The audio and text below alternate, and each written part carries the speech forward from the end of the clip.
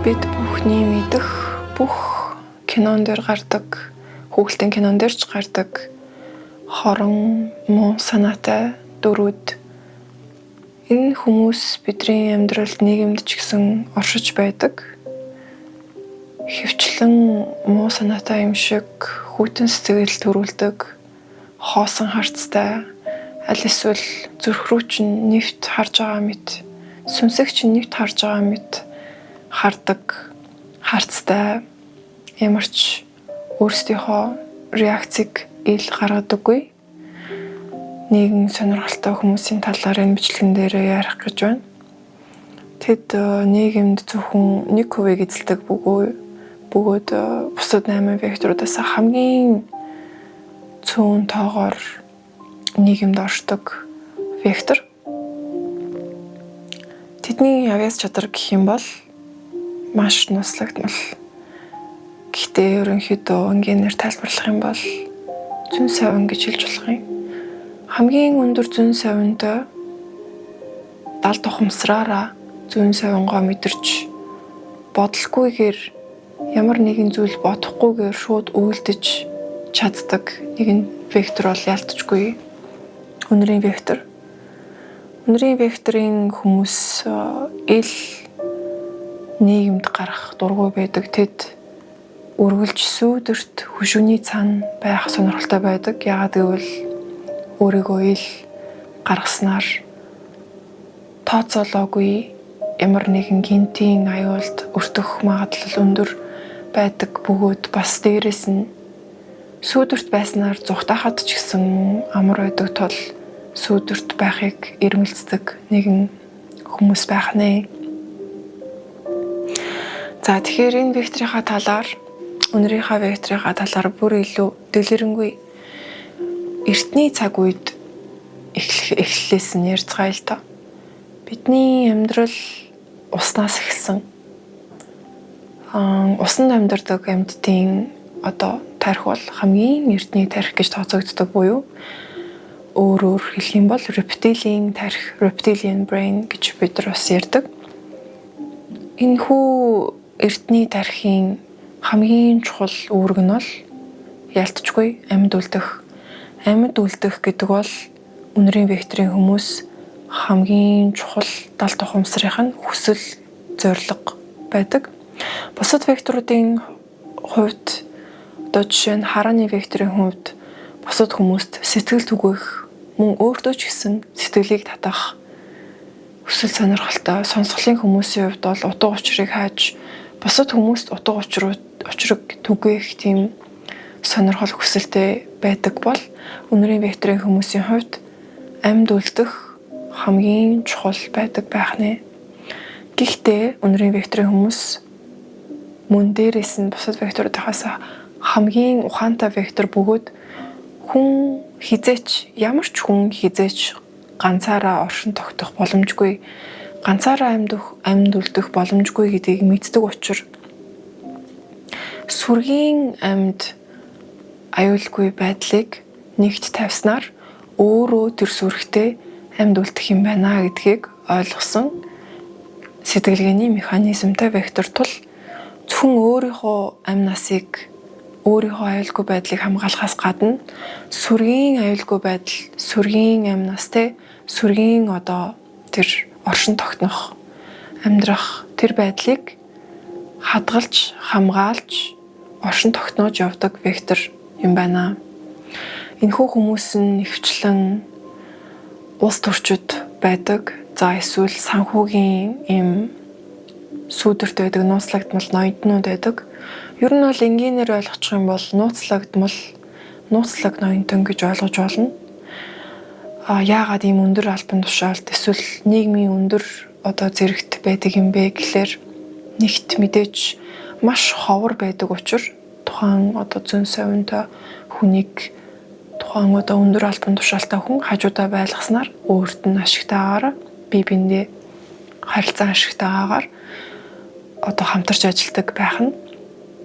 Мөн дээрэс нь өнрийн векторын хүн маань өөрөө цаанаасаа сүргийн аюулгүй байдлыг хангах далд хүсэлтэй учраас сүргийн толгойлогч буюу За сүргийн хаан гэж хэлж болох юм. За эсвэл улсын ерөнхийлөгч юм уу тий. Тодорхой нэгэн сүргийг авч явж байгаа уретралны хамгийн одоо том зэрэгт байгаа удирдагчийн баруун гар, зүүн гар, нууц ноёнтон, за өөрөөр хэлэх юм бол бас зөвлөх нь бөөн байдаг байх нэ. Ингэснээр уретралны вектортой удирдагчдаа өөрийнхөө бусдад байхгүй зүүн савингоороо аюулаас сэргийлэх, аюулаас хол байх, өөрсдөө амьд үлдэх, цаашаагаа илүү одоо үргэлжлүүлж хөгжих, дэвших те том болох сүргийн тэр сайн сайхныг хадгалж үлдэх тактик, стратеги, бодлого, чиглүүлэг, зөвлөгөө тэр бүгдийг агуулж байдаг маш нэгэн чухал векторын хүмүүс байх нэ. Мэдээж үнэрийн вектортой хүн болгон ийм мундаг байна гэсэн үг биш. Энэ бол яг хөгжсөн вектортой хүмүүсийн талаар ярьж байна. Энгийн жишээ авах юм бол Чингис хаан үнэрийн вектортой байсан гэж үздэг юм байлээ. За дээрэс нь Оросын ерөнхийлөгч Путин үнэрийн вектортой бөгөөд дээрэс нь уретралын сэтгэлгээтэй учир заавалчгүй өөр нэгэн удирдагчийн одоо сүүдэрт нууц ноёнтон зөвлөх нь байх шаардлагагүйгээр өөрөө уретралын сэтгэлгээгээрээ удирдаад өөрийнхөө үнэрийнхээ векторынхаа зүүн савингоороо бас тактик, стратеги бий болгож улсаа удирдах авч явдаг байх нэ. Хөгжөөгүй үнэрийн вектортой хүмүүс бол мэдээж гэмт хэрэгтэн болох одоо ерөнхийдөө чиг хандлага маш өндөр ажиглагддаг. Ямар ч юм сэтгэл зүрх, эмпати те бусдыг гэсэн сэтгэл байхгүйгээр хүмүүсийг хөнөөж чаддаг хэмжээний ерөнхийдөө үнэрийн векторын бас гэмт хэрэгтэн алуурчид хорон муу санаатай хүмүүс бас байж болно гэсэн үг. Тэгэхээр эндээс та бүгд бас ажиглаж байгаа бол үнэрийн векторын хүмүүс маань ерөнхийдөө харааны векторын хүмүүс шиг сэтгэл санаа, сэтгэл зүйн юм донсолгоо тий дээшээ доошоо огцсон болдог. За тэгээд бусдыг гих сэтгэл гих зүйлс бол байдаггүй. Яад энэ зүйлс байхгүй байна вэ гэхлээр энэ нь яг тэр угтаа амьд үлдэх зүүн савингоо ашиглаж амьд үлдэх тактик, стратеги бий болгох тэр одоо зорилгот ерөнхийдөө нийцэхгүй садаа болж байдаг учраас үнэрийн векторын хүмүүс маань ерөнхийдөө 9 журийн одоо юм сэтгэл хөөрөл байхгүй те хүйтэн сэтгэлтэй мэт зүрх сэтгэлгүй мэт ерөнхийдөө төрлийн хүмүүсээ гэсэн үг. Бүх шийдвэрийг зүүн савингоороо далд ухамсараасаа мэдрэнгүүтээ шууд үйлддэг. Сэдлийг үйлдэл болгодог вектор буюу бусад 8 векторуудаасаа ганц бодох шаардлагагүй, бодохгүйгээр юмаа хийвэл яг зөв хийж чаддаг вектор байх нь. Хөгжөөгүй үнэрийн вектортой хүн хит их бодоод өөрийнхөө зүүн савингоо эргэлзээд за эсвэл зүүн савингоо өөрийнхөө одоо мэдэрч байгаа тэр далд ухамсарынхаа мэдрэмжүүдээ яг ямар учир агуулга утга санаатай юм бэ гэдгээ бас өөрөө амьдралынхаа туршлагаар бий болгож чадаагүй одоо хөгжүүлж чадаагүй үнэрийн вектортой хүн бол мэдээж бас зүүн савингоо зөвөөр сонсож чадахгүй, зөв үйлдэл хийж чадахгүй гэсэн үг. Тэгэхээр юм болгонд ерөнхийдөө одоо дадал, туршлага байж ижил бид нар одоо сайжирдаг шиг үнэрийн векторын хүмүүсийн хувьд ч гэсэн ямар мэдрэмж төрөхөд энэ нь ямар утгатай байдığım бэ гэдгийг ерөнхийдөө амьдралынхаа туршид хөгжүүлж дадал туршлага хоримтлуулж явж байдаг гэсэн үг. Үнэрийн вектортэй яагаад үнэр гэж нэрээ дуудсан талаар нэрлсэн талаар хэдүүлээ ярилцъя л да. Тэгэхээр систем векторын ерөнхийдөө сэтгэл зүйд хамгийн гол ашигладаг 5 мэдрэхүү за дээрэс нь арьс гэх мэт ерөнхийдөө биеийн хэсгүүдээр нэрлэж байгаа. Үнэрийн вектор гэхээр ялцчгүй хамартай холбоотой. Үнэрийн векторын хүмүүсийн хувьд бол хамар буюу үнэр хамгийн чухал зүйл. Хамранд вомероназал гэдэг ийм эртний одоо үйл ажиллагаа явуулж идэг нэгэн хэсэг байдаг юм байна. Энэ нь яг анагаах ухаанд бүрэн судлагдж, тайлбарлагдж, ойлгогдож амжаагүй ч гэсэн ерөнхийдөө систем векторын сэтгэл зүйд юу гэж тайлбарладаг вэ гэхээр энэ нь маш жижигхэн молекул бүхий феромонуудыг мэдээллүүдийг хамрандаа бүртгээд тухайн үнэр нь ерөнхийдөө гоё сайхан муухай гэж бүртгэгдэхгүйгээр далд ухамсарт очих хэмжээний л маш жижиг үнэрийн молекулыг бүртгэж авдаг эргэтэн юм байна л та. Үнэрийн векторын хүмүүсийн бамарнаас л эргэтэн нь илүү одоо хөгжсөн байдаг гэж ерөнхийдөө ойлгож байна. Тэр үнэрийн вектортой хүмүүс маань бусад хүмүүсийн үнэрлээд байдаггүй үгээр тайлбарлах аргагүй сонин хачин жижиг үнэрийн молекулуудыг мэдрээд хүлээж аваад ухамсартаа боловсруулахгүйгээр далд ухамсар нь ерөнхийдөө шууд дохио өгдөг буюу үүнийг бид нэр зүүн сайн гэж ойлгож болно. Тэгэхээр энэ хүмүүс маань ерөнхийдөө хүн болгоны үнэрлээд байж чаддаггүй. За бараг л энерги үнэрлдэг гэж хэлж болох юм байна. Хүмүүсийн айцыг сайн үнэртэн, хүмүүсийн далд санааг сайн үнэртэн, ер нь одоо ямар нэгэн орчин газар байлаа гэж бодоход тэр газарт нь ямар нэгэн газар хөдлөлт ч юм уу, за эсвэл байшинд нь гал гарах ч юм уу, за эсвэл онгоц сүрэх ч юм уу, энэ мэтийн аюулыг далд ухамсараараа үнэрлээд тэр газраас өөрийгөө зайлуулж чаддаг, өөрөө ганцаархнаа магадгүй амьдулж чаддаг.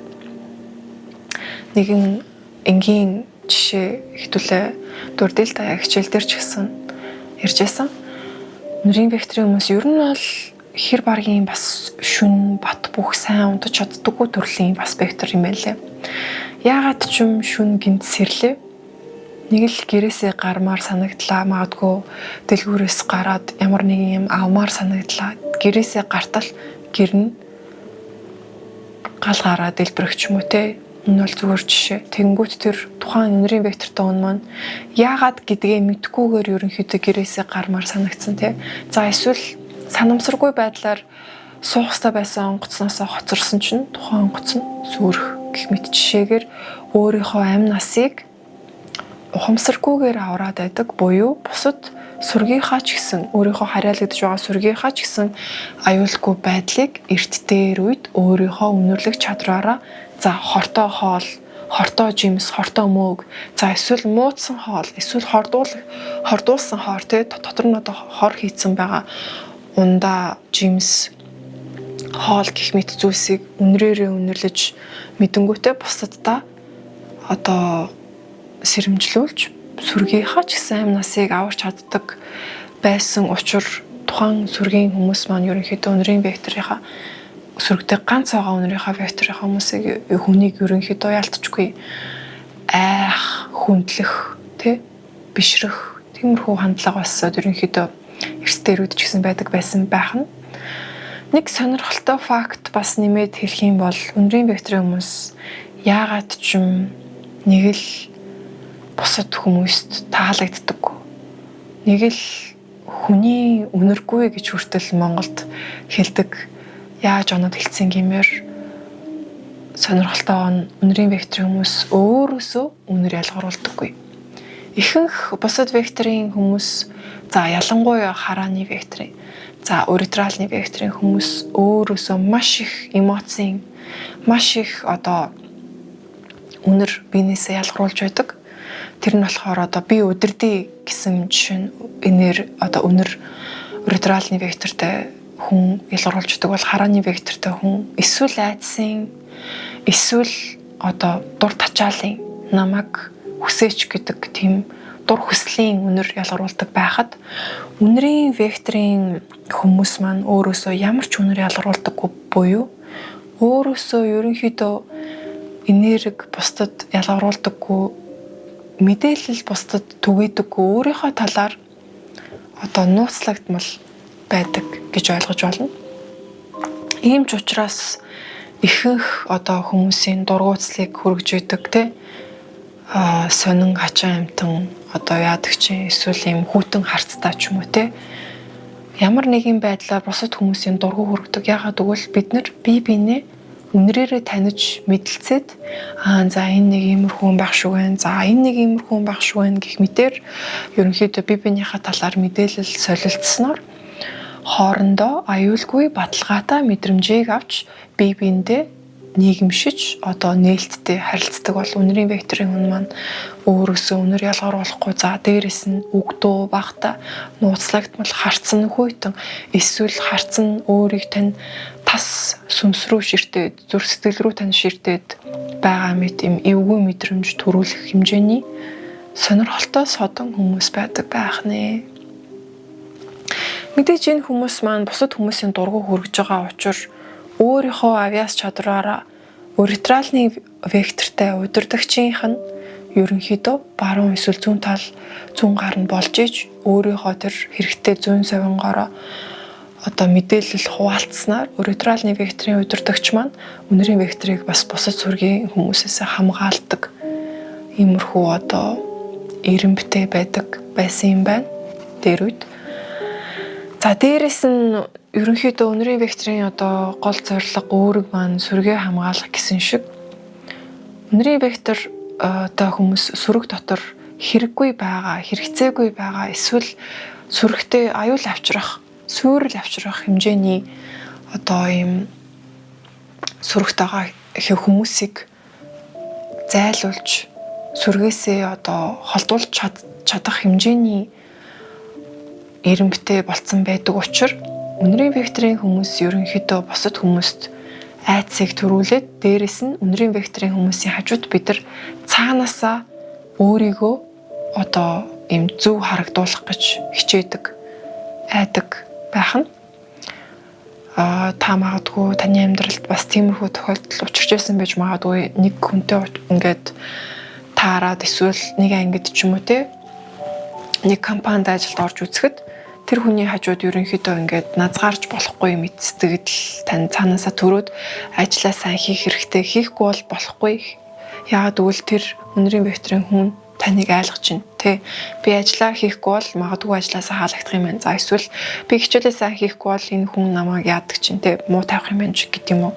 Гэх мэтийн одоо цаанаасаа хүмүүст ажиллаа дор дороо сайн хийцгээ гэдэг шаардлагыг тавьж чаддаг. Одоо айцын бас одоо мэдрэмжийг үнэрийн векторын хүмүүс маань бас бусад хүмүүст өгдөг. Үнэрийн вектортай хүүхдийг ерөнхийдөө хүмүүжүүлэхдээ аль болох нийгэм рүү сайн оролцуулж одоо ямар нэгэн юм нийгмийн клубт те эсвэл хоббигоор нь ямар нэгэн юм дугууланд явуулах ч юм уу. За эсвэл хичээлдээ явмааргүй, цэцэрлэгтээ явмааргүй байна гэхэд нь ерөнхийдөө нэлээд явуулах хэрэгтэй гэж бас заадаг юм лээ. Яагаад үнэрийн вектортай хүүхдүүд ерөнхийдөө ингэдэг вэ гэхээр ер нь бол гэртээ л ингээ бүгэд байж явах сонирхолтой байдаг. Бусад хүмүүс ерөнхийдөө илүү өөрт нь тийм аюултай мэдрэмжийг бусад хүмүүсээс илүү аюулын мэдрэмжийг өндөр мэдэрж байгаа учраас бусад хүмүүс бол ерөнхийдөө аюултай гэдэг мэдрэмжээр хүүхдүүд нийгэмд оролцохгүйгээр өөрийгөө ганцаараа тусгаарлаад байх магадaltaй байдаг учраас ерөнхийдөө үнэрийн вектортай хүүхдийг сайн хөгжүүлэх гэх юм бол аль болох багаас нь нийгэмд сайн оролцуулаад өөрийнхөө тэр явц чадварыг те дадал туршлах бий болгоод зүүн сонгооч гэсэн хөгжүүлэх тэр орон зайг нь өгөх хэрэгтэй байдаг юм байна лээ.